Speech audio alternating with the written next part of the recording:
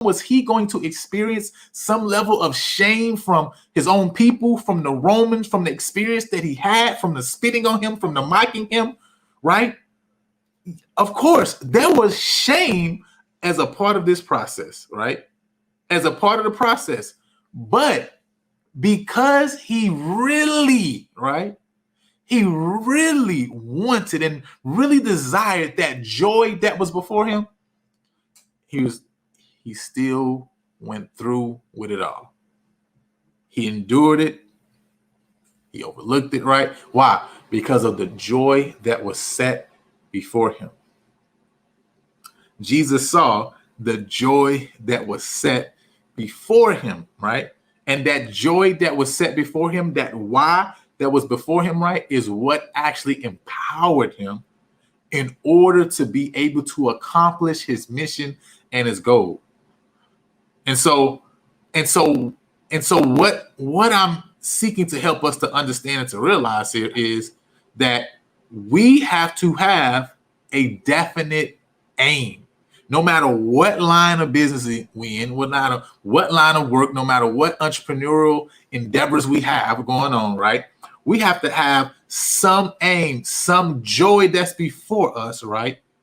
That it's so strong that it will empower us to persevere through whatever it is we have to go through in order to accomplish it. And the reality is, true joy set before us, it has to be outside of just some selfish motive, right? Just some selfish desire to make money, etc.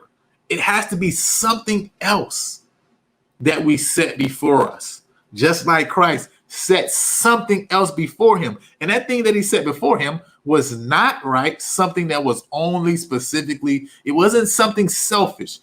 Yes, I see our salvation was set before him. I see Muja Love saying the plan of redemption. That's what he kept his eyes focused on. That's what he put his mind on and put his mind towards, right? It was this, right? It was this salvation that he put his mind towards and that he kept his mind on. It was for the joy that was set before him. The joy that was set before him. And so the question is for us, right?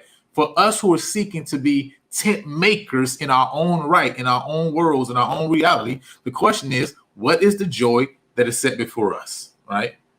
What joy do we set before our eyes?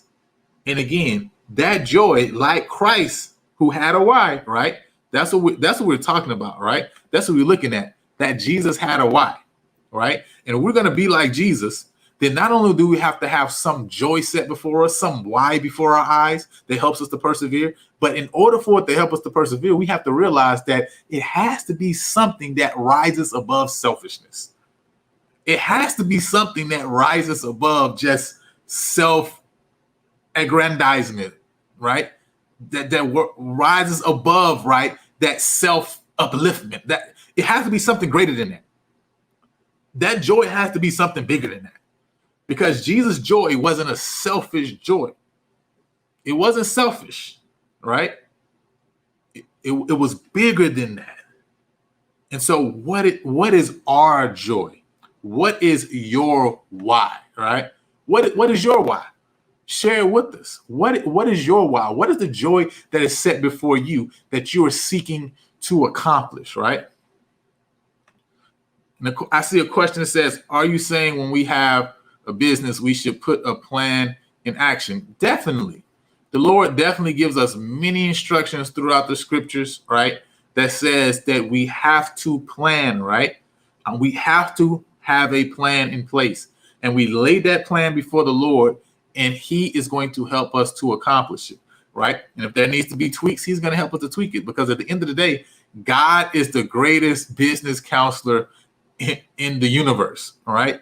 There's none greater than him, right? We need to be placing our business plans before him. So I want you guys to remember, I want you guys to know that we have to have some why, some joy that is set before us, right? We have to have a joy. We have to have a why that is set before us. And that joy, that why, right, has to be something that rises above the level of selfishness. It got to be something greater than that, because it is only something greater than that that will be able to keep us on that path to be able to endure the crosses that we have to endure in order to accomplish it. That will be able to endure the shame, right? To look past the shame that we would have to experience to accomplish it. It is only that, right?